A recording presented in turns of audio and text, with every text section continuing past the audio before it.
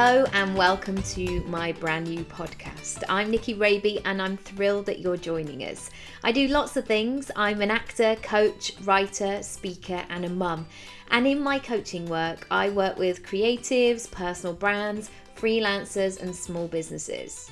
In this podcast, I want to talk about success, but not in the traditional sense. I want to bring you conversations that discuss success, what it means, and how there are many different versions. We're going to be talking about business, branding, becoming visible, saying no, saying yes, and how you can create a thriving portfolio career doing more of what you love and less of what you don't. Sometimes there can be a certain mystery around the online world, so I'm going to be asking my guests how they started and grew, how they get paid, how they stand out, and how they create success on their terms. As always, please check the show notes for all things we mention and come and say hi over on social media at Nicky Raby or via my website nickyraby.com/podcast. In today's episode, I'm talking to Nicola, who is the founder of TMMI Social, and she's a social media specialist. She's an Instagrammer and a blogger at Too Much Mothering Information. As a certified social media geek and a qualified digital mum, she's passionate about the possibilities social media offers. Whether you're seeking a source of support and community, you want to build momentum behind a movement, or you need to grow the audience for your business. She's also a co-founder of Make Motherhood Diverse, a challenge to the danger of the single story of motherhood, too often presented by the media and brands. This was a great chat. I really enjoyed talking to Nick, and we cover just a few light topics: feminism, going back to work, motherhood, gender roles, work, all the things. I love chatting and I hope you enjoy the episode too. Be sure to go to nickyraby.com/podcast where I will add the show notes. Hope you enjoy. Hello, Nicola. Hello. How are you? I'm fine, thank you. Good. So no doubt because of your prolific Instagram joy that you share with everyone, people might know who you are, but I'd love to hear it from you. Who are you and what do you do? Okay. I always get a bit awkward when I say this because it always feels like it takes so long. I am Nicola. I am a blogger and an Instagrammer at Too Much Mothering Information, and I also founded my own social media consultancy, I guess you'd call it, which sounds really fancy, but I suppose that's what it is because I don't just do management. And that's me. I'm also a mum. I've got 2 children. What else? I live in South London. I think that's everything. Is that everything? Yeah. Favourite Monster Munch? Favourite pickled onion? Excellent. Good. So we met at a time in your life where you were switching careers. So you were a teacher. That's right, yep. How did that pan out for you? Yeah, oh gosh, I remember that day. We were in East London, weren't we? Yeah. In Stratford, yeah. I was a teacher for 12 years. I was a secondary school English teacher. And there were lots of things about the job that I absolutely loved and still really miss. But after I went back after my second bout of maternity leave, so I've got 2 children who were roughly 2 years apart. And when I went back after my second maternity leave, it just wasn't possible for me to carry on. The hours that I used to work before I had children, I think I worked out at one point that I'd lost 4.5 to 5 hours a day of time that I used to work when I had kids because of the times that I could drop off at nursery and the times that you had to pick up at the end of nursery. And my partner works very long hours with practically no flexibility. So it was all on me to do all of those pickups and drop-offs. And it just transpired fairly quickly that it was not going to work. And all that was going to happen was that I would be unhappy, the children would be unhappy, and then Ray, my partner, he would be unhappy. So I made the decision in 2016 to finish teaching. So I finished in March 2016, and then I spent about 6 months sort of umming and ahhing what to do. But at the same time that I finished teaching, I actually started a blog because I thought I need something to do with my brain. I'm just not well suited to staying at home and not having something that was for me, and that's something I battle with, because you feel like you should be giving all of yourself to being a parent, but actually for me that just didn't work, and I knew that I needed something that was just for me. And so I started my blog, and that quickly grew thanks to sort of the help of people who I'd never met, actually, just over the internet, who gave me shout outs and would talk about the blog posts that I'd written. And it started to gain momentum. And off the back of that, I realised that there was a different world and a new opportunity out there. And around about that time, I came across Digital Mums, who retrain women who are trying to get back into the world of work to become social media managers, because of the degree of flexibility that it offers as a job. So I retrained. I took a 6-month-long course. That finished in March 2017. I keep forgetting. I'm like, what year are we in? I feel like we're in about 1995. Yeah, I'm like, I don't even know what year we're in. But no, we are in 2018. So I did graduate in 2017. So March 2017, I graduated. So coming up to a year ago, and it's been a really steep learning curve, but very exciting. And I've got lots and lots going on, which is obviously brilliant. I feel very privileged to be in this position now. And rightly so. And I think you've got such a specific voice on Instagram. Like, I really know if I see an article and I wouldn't know who had written it, like I really would align it with you. So I guess, how did you, when you started your blog, how did you know what to talk about, what felt natural? Because I guess as mummy bloggers, as I'm not really sure how I feel about the term, sometimes there can be that temptation to go, gosh, I really loved this muslin and let me just describe in detail.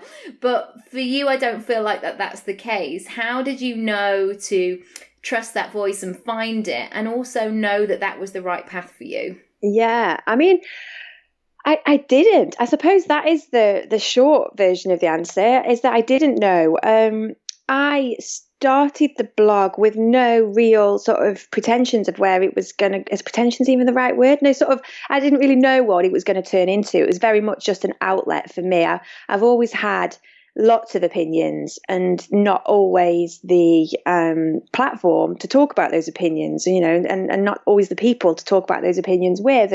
And I just thought, actually, this blogging lark, which I'm massively behind the curve on, because it's actually been going for years, and I'm only just crawling out of my teaching cave and realizing that there's this whole world out there. But now I have realized there is this world out there. I want to get stuck in. I want to get involved, and so order stuff online as well, apparently. Apparently, I mean, that's so I've heard. I mean, it sounds a little. I don't know if it's true though. I don't know if I trust these companies to actually deliver what they say they're going to deliver.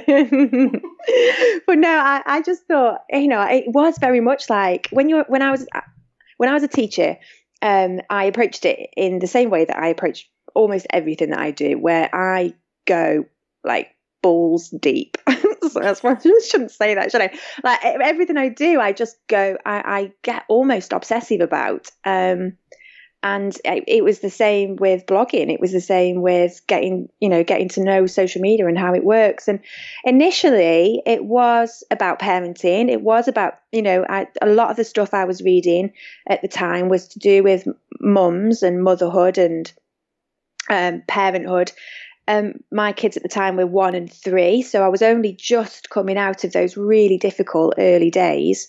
And I was finding that I was getting a lot of support from other mum bloggers, as in the stuff I was reading that they were writing. I was thinking, oh my God, thank God that there are people out there feeling the same way I do. And I, up until that point, I don't think I'd ever really met anyone who was being quite as blunt and honest as I wanted to be, and that sometimes I'd sort of start down that road in conversations, and you'd catch someone's eye or a look that come across their face, and you'd think, oh no, this is not the right person to be saying this to. And so I'd backtrack and, you know, cover it up and everything's fine. And the mum blogging world very much made me realise that there were lots of people out there who felt like I did. And that actually, if I was getting support from that world, then if I put stuff out there that I was thinking and I was writing, maybe somebody else would get support from that as well. Yeah. So that is where it started. But basically, I got bored.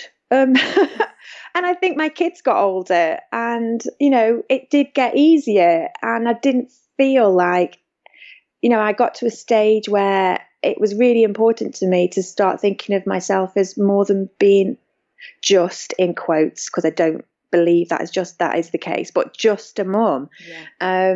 You know, and I was thinking, I know there's more to me than this, and I want to write about more than this. And what it means, of course, is that I'm very unlikely to ever make any money off my blog, because I don't do the reviews, I don't do the brand collaborations on my blog. But I am happy with that because I have other streams of income.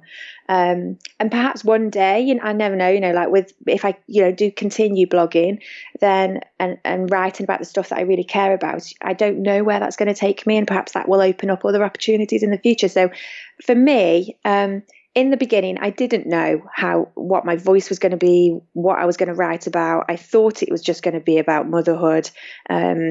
And I just started to think, well, that's not all I am. So I want to write about other stuff as well. So that's what I now do. You know, when the fancy takes me. Well, exactly. And what did those early years of motherhood teach you when you knew there was? I mean, how long is the podcast? Yeah. But what were you? I guess what surprised you about those early years? Oh, I mean, the list is as long as everything that, you know, infinity. I mean, it's infinite. I was actually chatting to someone yesterday. It was my son's birthday party at the weekend, and I was chatting to her and saying that I have this conflict between my working class roots and my hippie sort of tendencies. So I class myself as a reluctant hippie. and so occasionally I'll eat the quinoa, but I'm not going. Well, I'm going to roll my eyes while I do it. Yeah, absolutely. And so sometimes I say things come out of my mouth and I'm like, oh my God. And this was one of those moments. And I said, yeah. You know, I just sometimes think the universe sends you what you can handle. Well, I'll just tell you, Matt the other day went into Waitrose and he came home with this new washing up liquid. And he said, I bought it because it said it had eucalyptus in it. And I like eucalyptus. And I said, and how does that make you feel? Like, and he said, I feel like, yeah, it feels good, and I'm not even questioning it. I was like, okay, that's where we are then. Good, lovely. Good. I mean, that's brilliant. I mean, I'm definitely. I know I am still in the questioning stage. I am massively in the questioning stage, but these things do come out of my mouth, and I do believe them. And I just think that, you know, when I had my daughter. So she's 5 now. When I had her, I really struggled. I struggled with a whole host of different elements of motherhood. I struggled with the loss of identity, the loss of my freedom, the loss of financial independence. You know, I went back to work part-time, and I gave up my management responsibilities when I went back to work part-time, because that was wrongly, but that is part of the deal in teaching. You know, people won't let you be a middle manager and be part-time. It's practically unheard of. So, you know, I gave up a lot, I felt, to become a mum. And then there's that conflict with I'm so lucky to be a mum. Yeah. Some people don't have that opportunity and would love that opportunity, and how awful am I for not being more grateful? So there's that huge conflict. And then on top of that, I also had my own mental health issues after I had my daughter. I was massively traumatized by her birth. And that is something I've actually written about. And in the early days of my blog, I wrote about quite a bit, because at that time it was really at the forefront of my mind. And yeah, the relentlessness. I mean, nothing can prepare you for the fact that in the last, 12 months, for example, we've stayed in bed past 8 a.m. maybe 4 times. Yeah. And it doesn't matter what time you went to bed. It doesn't matter how many times you've been up in the night. How many piggin sleep books you've read. Yeah, absolutely. And how many things you buy to help them sleep better, how many reward charts you try, because my kids are now a bit older and they just do not obey reward charts, that they just don't care. And so, all of this stuff, like the relentlessness, the touching, the constant touching. I counted the other day in the car, in the space of 4 minutes, my son said my name 14 times. Well, it's not my name, my new name, mummy, 14 times in 4 minutes. I mean, so the relentlessness of motherhood and parenthood, to be fair, was a shock. And I just think there is nothing that can prepare you for that. So yeah, I mean, those were just a few of the things that that motherhood did, but mostly that. And I said this was the hippie comment about the universe sending you what you can handle. That my daughter was sent to me to teach me humility, 100%, to not think I had all the answers, to not be such a twat, thinking that I knew everything and could handle everything, and mental illness is something that happened to other people. I really believe that she was sent to teach me empathy and humility. And then second time around, Zach was an amazingly easy baby, and maybe that was because the universe also knew that I was tired. Very tired, a centimetre away from being completely broken. Yeah. So they sent me him, and very much his birth healed me, just expelled so many demons. And I remember a few weeks after he was born, bumping into the midwife who delivered him, because we were very fortunate. We had a community team of midwives look after us for Zach's birth. And so I had a very close relationship with 6 midwives. And I bumped into the Vanessa, who was the midwife who delivered him, in the street. And she just said to me, "Are you enjoying him?" And I had to pause and think. And I was like, oh my God, yes, I am. And it was such a revelation. I didn't get that with my daughter. And that makes me very sad to say that. But I now understand that it's not because I did anything wrong, but I didn't get that joy when she was a baby. And I very much did when I had my son. And that was very healing.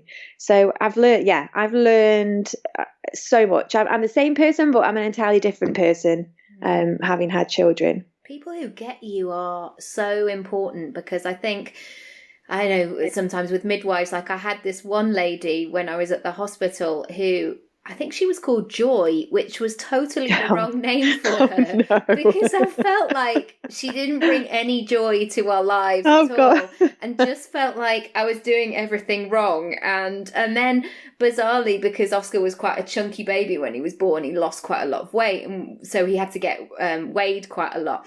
And I somehow came across this wonderful woman called Jilly, who would literally, every time I would see her, she'd be like, "You're wonderful, you're amazing, you're this and you're that." And it almost got a bit scary, because I was like, "Jilly, do you want to come and live with us?" Yeah, because you need to hear that, don't you? You do. We don't say that enough to one another. God, you need to, especially if you've had any kind of difficulty, you need to hear that. But I actually just think, as new mums, you need to hear that you're brilliant, you're a hero, you're doing amazing things. You are keeping a human being fed and clean and dry and relatively happy most of the time, hopefully. And also when you're completely at your lowest ebb yourself, when you're exhausted, and if you'd had any other kind of operation or procedure, people would be like, "Oh, we won't come and visit, put your feet up for 6 weeks." And whereas actually it's the opposite. Everyone's in your house, and you're looking after a kid. So I guess also with Instagram, I know you love this community as well. I do. What has that community given you, and how useful has it been for you? Yeah, I mean, incredibly useful in lots of ways. I mean, support initially, just that sort of emotional crutch that you need when you're absolutely exhausted and everything feels like it's going wrong, and you hate your other half and he can't breathe because you hate the way he breathes, and all of that stuff. And so Instagram, and I do cringe slightly, even though my job is now to do with social media. I do sort of think how sad that this is what it's come to, that you find more support online than you get from people in real life. But I actually think that the facelessness sometimes of social media allows people to open up more. Yeah.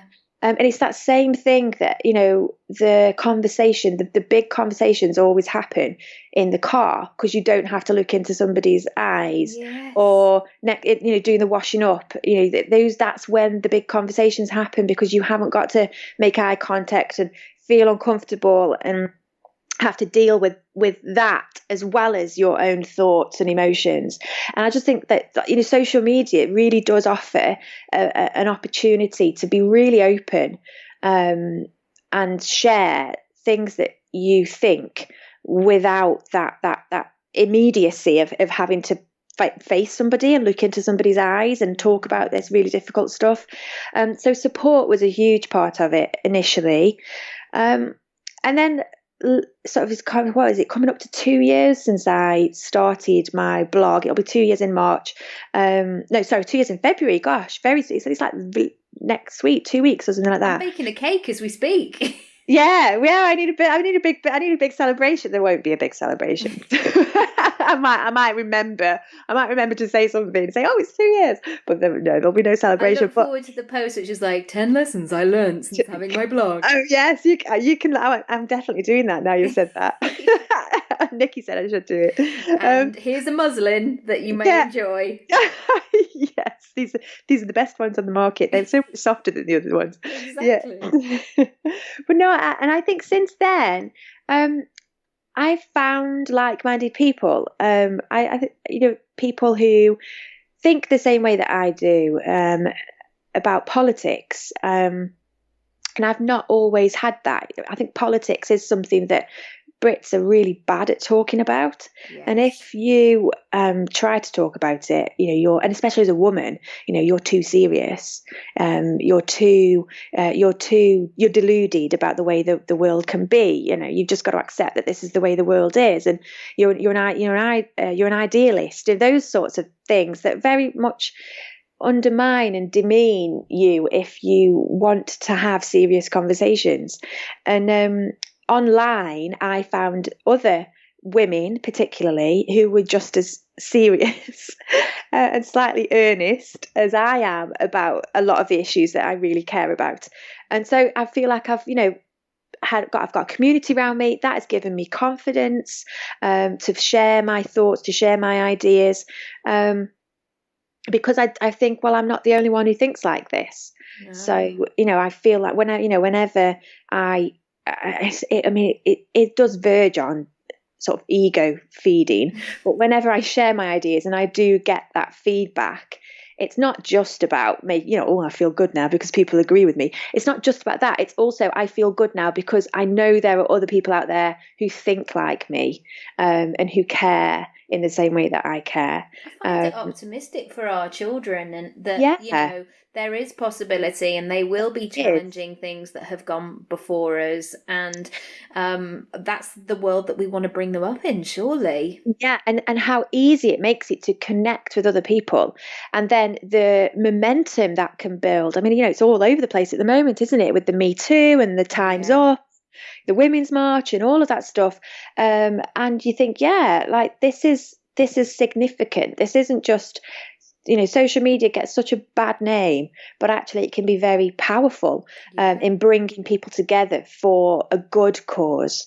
And I say that bearing in mind the dark side, because I am familiar with the dark side, but I just think it also offers so much that it is an important force to be reckoned with now. And how quickly life changes and evolved. You know, back in the day, if you had an apple in your packed lunchbox, you'd get bullied because you were too healthy. And now everybody is a vegan, and that's absolutely fine as well. And it just changes. Well, that's true, isn't it? That, you know, that ability to bring other types of people and other types of life into your awareness, so that everything becomes normalized, and there is none of that. Oh, what's wrong with you? You know, why have you got an apple and not a Mars bar?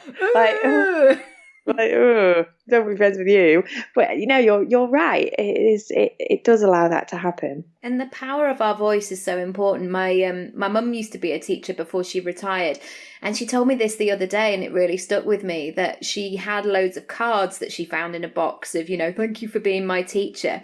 And the amount of messages that were in there that said, thank you for putting up with me. Oh. And she was an infant school teacher. And it just made me so sad that these kids were not yet 7. And they had that. And probably their parents were saying, right, you need to write down, thanks for putting me up with me, because I bet you're a nightmare at school or whatever. I would love to talk more about Make Motherhood Diverse and the power of individual voices and why it's important to bring all of these voices to the forefront. I mean, I know obviously we must do, this is what I'm saying, but why do you think it's so relevant right now? Well, I just think that while social media, I mean, as you know, because social media and advertising and the media, while they can be positive forces for good, I also think they have this habit of falling into single stories. So, you know, whether that be a single story about race or class or, and, you know, motherhood being a perfect example, and they just, you know, build up this single image of what that means, what it looks like, who these people are, and then they just repeat that same image and reinforce that same image over and over again. And of course, it's just not true. It's just not the case. All kinds of people from all kinds of backgrounds have all kinds of different experiences, and I think that the problem with that single story being given such prominence is that the people who don't fit that single story then feel excluded. And then, you know, and all the associated dangers with excluding people, like what does that do to people's self-esteem, to their sense of belonging, to their sense of self-worth, you know, all of that stuff. Do they feel like their voice time and time again as well? Yeah, because I think, you know, Make Motherhood Diverse came out of a meeting of several circumstances, sort of all happened very quickly after one another. And it's just something that's really spoken to a lot of people, because I think so many people felt like they weren't being heard. So, you know, that was our reasoning behind starting it. And what has come to light since launching? I think that the huge number of people who do feel like the version of motherhood that they're being presented with does not apply to them at all. I think that... I mean, I've only made 2 cakes this morning, so... Well, this is it, isn't it? This strange world of... I mean, I'm starting to wonder, who are the people who do the baking and keep their house spotless and have these spotlessly turned out children and have their nails done and their hair done? Who are they? Because I don't know any. No. I know people. If they're lying, people who do, maybe. Yeah. Well, maybe. I mean, I know people who do parts of that, who love to bake, but they hate to clean. You know, who love to do their hair, but their kids, you know, their kids are just kids and get mucky and muddy and covered in food like everybody else's kids. Yeah. You know, I know people who are parts of that story. But for a while there, social media was awash, wasn't it? Yeah. With this single story that this is what mums look like, and this is what mums do, and this is what mums should care about. And I think Make Motherhood Diverse, and the people who follow Make Motherhood Diverse, it's opened that box, and it's sort of said, we are not represented by this, and we have so much more to us. So we've featured stories from working mums, from stay-at-home mums, from single-sex couples who've had children. We've had people who are parenting children with perhaps with autism or with other disabilities, or women that are themselves have got medical conditions, and the challenges that presents. And so, but we also, feature stories about people just saying, I love being a mum, I love my kids, they give me purpose, they bring me joy.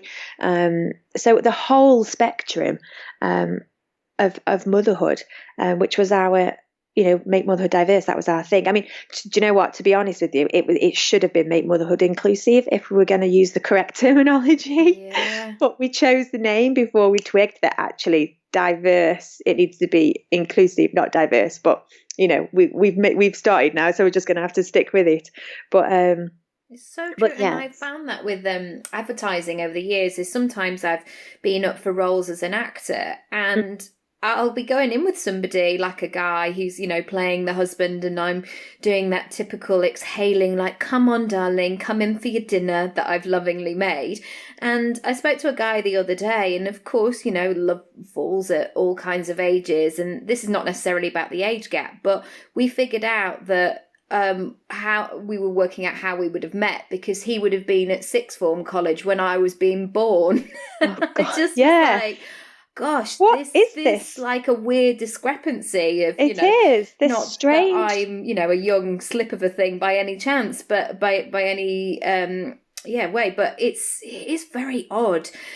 So also I would love just to talk to you about this sense of we're either or, of like, you're either a stay-at-home mum who spends all their time with their children and loves them and bakes and all that kind of stuff, or you're a career mum, and you seem to be able to do both, and more so is sorry, the thought of it, go on, carry on. I probably should be laughing. I mean, this is coming from a life coach, so clearly people think that my life is perfect the whole time as well, but but I guess what I'm saying is that we are branching into new territory where actually we're redefining what career means, what feminism means, what it means to be mothers. And I'd love to hear your thoughts on that.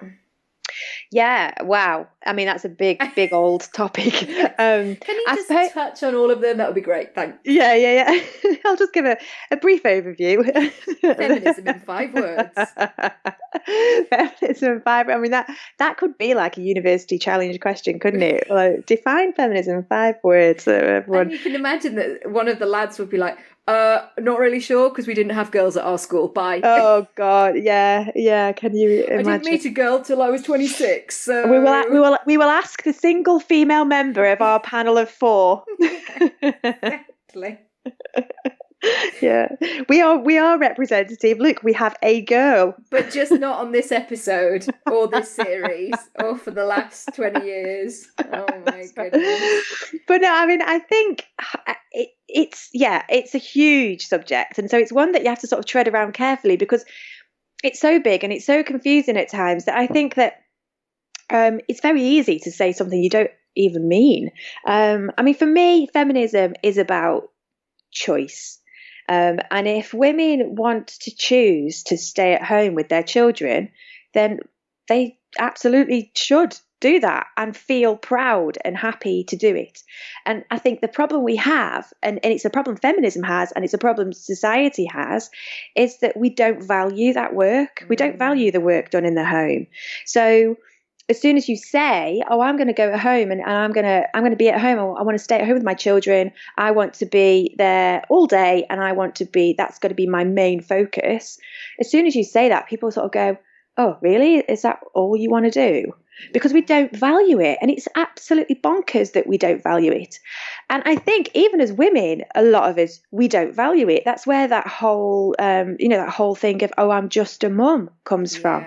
It's like, you're just a what? Like, how can you use the word just in that sentence? And I say all of that while being absolutely guilty of doing what I'm saying we shouldn't do, because I struggle with it daily.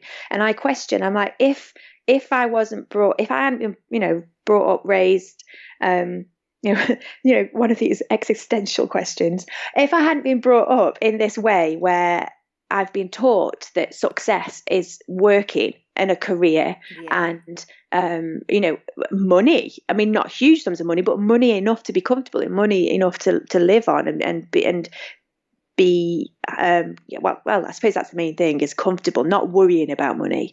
If I hadn't have been brought up, being told that was what I should aspire to, then would I, and being also told that to stay at home with the children, would I feel differently? And maybe I would. Maybe the reason why I don't feel satisfied being a stay-at-home mum and only that, and not doing other things on top of it, if maybe I would be satisfied with that. Maybe I would love spending time with my children if I hadn't been given this idea that that success looks like having a career. Because of course, if you want a career, that should be absolutely fine as well. But I think it's this idea of what success looks like is this real stumbling block we have. And the fact so we for can me, actually love doing what we get paid for. Well, when that's we were at success, school, isn't it was it? like, get a sensible job. When I'm going to the careers advisor saying I want to be an actor, she's looking at me like I'd lost my mind, because it was almost that notion of, how dare you do something that you may vaguely enjoy and not just look forward to your 2 weeks in Spain every year, and that's absolutely. what you live for. And I think in a lot of that sort of attitude comes from people thinking, God, I wish I had the guts or the or the talent or the just the general oomph to do something scary, something that isn't reliable, something that isn't secure. And I think a lot of people's reactions come from that sort of place as well, where they look at themselves and their own choices and perhaps wish they'd done something differently. But no, I think that sorry, going back to the huge big question of feminism, that if we can get to a point where men can choose to stay at home and parent, and women can choose to stay at home and parent, and men can choose to go to work and women can choose to go to work, and everything's kind of 50-50. Yes. When you want it to be, there still will be people who want to fall into the traditional kind of gendered roles, and the woman stays at home, the man goes out to work. And maybe there'll be couples who the man stays at home and the woman goes to work. Or there'll be couples, I mean, my absolute ideal, and I always say this to Ray, like, if you could work less so I could work more, I would, that balance of knowing that he was at home looking after the children when I wasn't, that balance is like the holy grail for me. And it just isn't possible in our lives right now. But what I would love to happen is that we, break down all of those roles about what men should be doing and what women should be doing, and share everything. Because I other than the roles that have been created for us by society, other than that, I don't understand what else there is to stop that happening. There is no other reason. There's no other reason. Once a baby's born and is, I don't know, fed 6 months, 12 months, however long, if people do feed the baby themselves, breastfeed themselves, once that is out of the way, there is absolutely no other part of parenting that men can't do just as well as women do. Yeah, it's so true. I mean, Matt went on, he got a job in Ukraine or somewhere quite a long way away when Austin was quite little. And nobody ever doubted whether he should go or not. But imagine if that was you. Oh my God. I mean, I probably wouldn't go to Ukraine. I'd even just go down the local coffee shop and sit on my own a minute. I don't need to get on the flight. But it was so funny. And the only thing that would ever be mentioned was, are you going to be okay? Mm-hmm. And it was never like, oh, well, what would happen the other way round? And it was still that sort of prediction of the breadwinner. And I'm also sure that Matt never had someone say, oh, you're so lucky to have Nicky at home looking after Oscar. There is no way anyone would have said that to him. Whereas if it was the other way around, I wonder just how many people would have said that to you. It's true. And I don't, I'm always a bit fearful of this stereotype of the, the angry feminist, the bitter angry feminist. I'm like, no, I'm not. I'm very happy, but I just don't understand why we can't have true equality, which is where men are just as responsible for bringing up children as women are, and women are just as responsible for going out and earning, the money that everyone needs to live. As men are. Like, I just don't understand why this seems such a huge problem. It's funny because also as well, there's all of the typical attributes of women, soft or vulnerable or emotional. Yeah. And I remember when Oscar was about 3 weeks old, I did a talk at a university to about 100 people. I mean, now I've seen the photos, I'm not necessarily sure that I should have been out and about. The lady who booked me was like, oh, there was a photographer there. Shall I send you the photos? I thought, well, you can, but I'm going to delete it immediately. But we went as a 3. It was, maybe Oscar was 3 or 4 weeks old. So it was very early days, but, I'd recovered well and it was fine. And if I had another one, would I agree to it? Maybe not. But, we did it. But the funny thing was Matt got a huge, and I'm not dissing Matt at all, he's wonderful, but he got a huge amount of praise for looking after the baby whilst I did the talk. Isn't he wonderful? Isn't it great? You've got such a wonderful, supportive partner. And I thought, well, yeah, it is. It's great. But we've just travelled 2 hours. I've fed the baby. I've written the speech. I'm going to go and deliver the speech, and then, of course, do the Q&A. Then I'm going to feed the baby. And then, it's endless. Yeah. And isn't it? It's fascinating from a purely anthropological sense. Like, from the outside looking in, it is absolutely fascinating how we do that. And I actually don't think we do dads any favors. No. We don't give them any credit by doing that. And it's kind of like, well, is this special?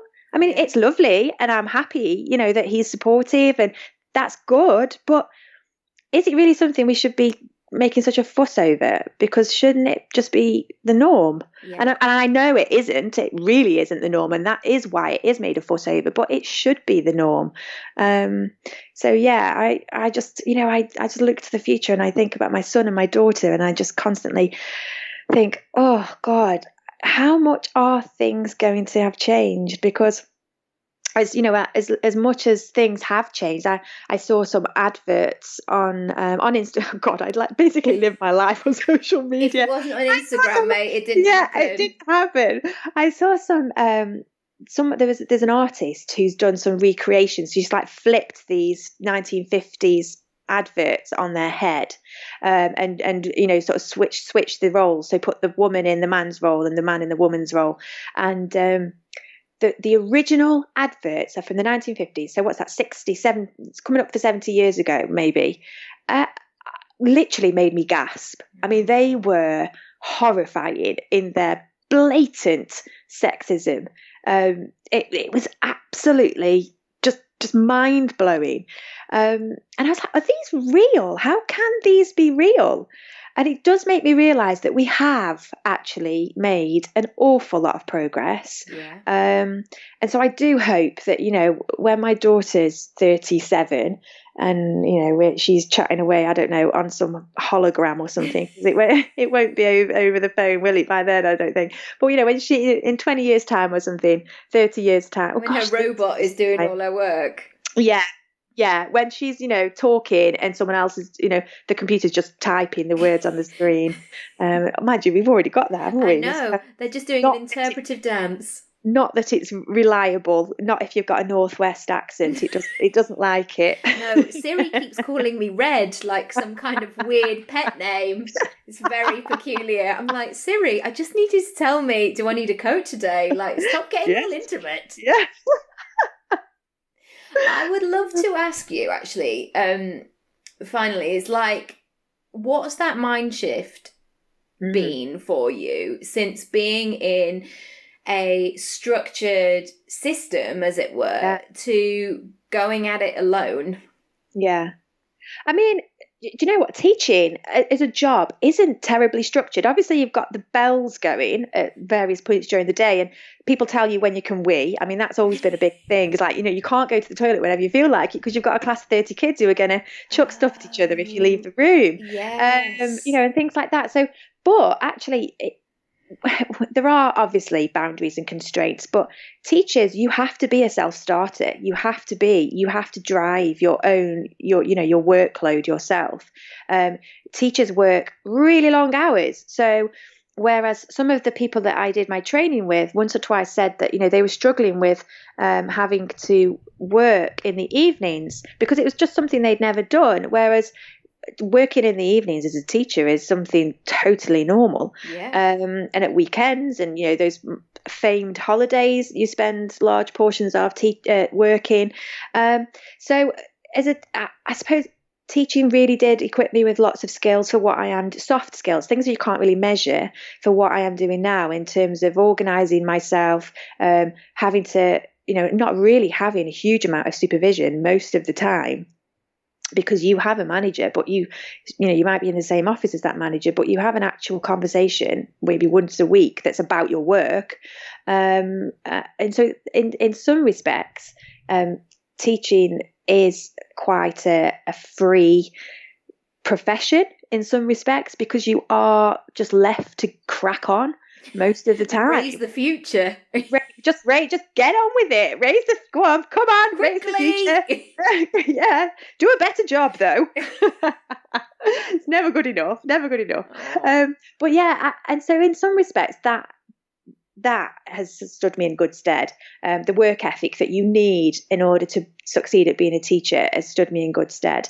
And the attitude, that very real attitude of, well, I've got to do it because it needs to be done. And I don't know, because I don't have any other experience, whether, I don't know for certain, but I suspect that there are jobs that kind of, that sort of impetus to get on with it, just get it done, get on with it, doesn't necessarily exist in the same way. So, and I'm only basing that anecdotally on conversations that I've had with friends about their work environments and how it operates. So, I'm totally open to being told that's nonsense, be quiet. But yeah, and so in some respects, it didn't require a huge mind shift, I suppose. In other respects, obviously having to, the practical side of things like tax and invoicing and that kind of record keeping has been a bit of a shock, certainly, like how long that takes. It's been a bit of a surprise. And then also having to promote yourself, having to sort of volunteer for things and go, like this year, 2018 was my year for saying, I'll do that. But not even just saying yes to things, but actually approaching people and saying, I can do this for you. Do you want me to do it? And that's definitely a mindset shift from before as a teacher, where it was kind of like, you just sort of were on a bit more of a treadmill, I suppose, where you just kept going, doing more or less the same things. And you were, I guess, familiar with the comfort zones, and you knew sort of the playgrounds of it. Whereas I guess when you're doing it for yourself, sometimes the world is your oyster, but actually that's quite overwhelming, that you think, blimey, this could go anywhere. What do I do first? What do you do first? And also, what is possible? Like, what is realistic? Like, what is possible? Like, that's quite a battle. I'm looking at that person over there doing that, and I'm thinking, I'd quite like to do that, but can I? Do I have the ability? Do I have the time? Oh my God, do I ever have the time? I mean, that's always like if you could bottle time and sell it, you would be the richest person in the world, I think, wouldn't you? But no, and so that kind of, those thought processes about setting goals for yourself, and feeling like you belong and you're not going to get found out. That's been quite a challenge as well, because obviously as a teacher, I'd had years of done my training, I had years of experience, I was well respected, I was by staff, by students, I had status, and that all went when I had to start all over again. And so that certainly has been a process, trying to sort of build that back up. And it still is a process. Like, a lot of the time I'm like, oh God, if I say I'm going to do this, people are going to think, who does she think she is? She can't do that. She's not qualified enough, or she's not good enough at it, or, she's totally deluded. There's always those little demon voices. They always come out to play when you're absolutely shattered and you're feeling a bit emotional and a bit up and down. I now have a thing, and it doesn't always work, but I go, if those voices go, right, that is my signal that I need to go to bed. Yeah. If I'm up late at night and I'm working on something, because I do very often work late into the evenings, and those voices start up, I'm like, right, I'm just going to go to sleep then, because I know this is not going to go anywhere nice. It's not actually going to help. And sometimes I just don't even bother battling them. I just go, I'm going to sleep. Yeah. Laters. See ya. I know that you have to do a pickup, so don't want to take up your time, but you are wonderful and create so much great stuff. Can you tell everybody where they can go to find out more and sell your services? Tell us what you do as well, how people can work with you. Well, I suppose the easiest way to find me is on Instagram. So I'm Too Much Mothering Information on Instagram, possibly as long a handle as they let you have. I'm not sure. It could get much longer, but I didn't think that one through. You have to consider where you get it tattooed. Oh my gosh, imagine, like maybe all the way down one side of my body, from my arm to my ankle. That would be attractive. So that's the main place you'll find me. I have a website. As we're talking now, I'm actually having a new website being developed, but that's not going to be ready until March. So my website is I heard this really fun thing yesterday on the radio, instead of saying www. So you go . And you never realise what a weird letter W is to say. You have to say it 3 times in a row. So toomuchmotheringinformation.com is my website. And what is the other thing? Oh, so soon. So yes, I've got my website, my new website, shiny, spanking, brand new website, launching hopefully at the end of March.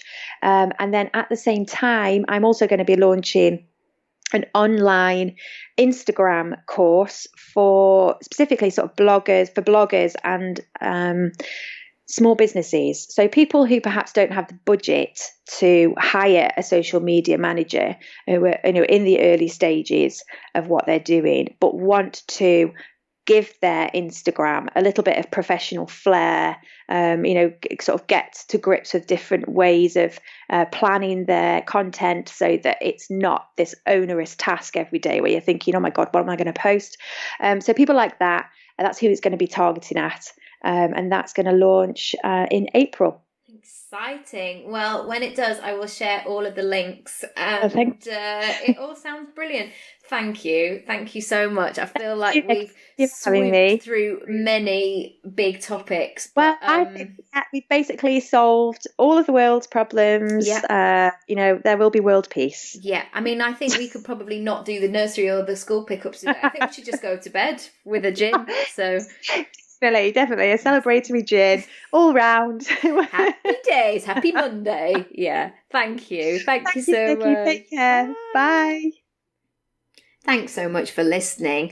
I love chatting to Nicola, as you can probably tell in the episode. And if you enjoy the conversation, please go over to iTunes and rate and review and subscribe. I would really love it, and it helps new people discover these conversations. Also, you can come to Instagram at Nicky Raby and at Too Much Mothering Information as well, and let us know your thoughts or if anything came up for you. And I will add the show notes as always to nickyraby.com/podcast, and you can just click on Nicola's episode. I will see you very soon. Thank you so much for listening. I hope you enjoyed it, and I would love to hear what you thought of the episode and share any takeaways with me. Come and find me across social media at Nicky Raby, or you can visit the podcast page, nickyraby.com/podcast.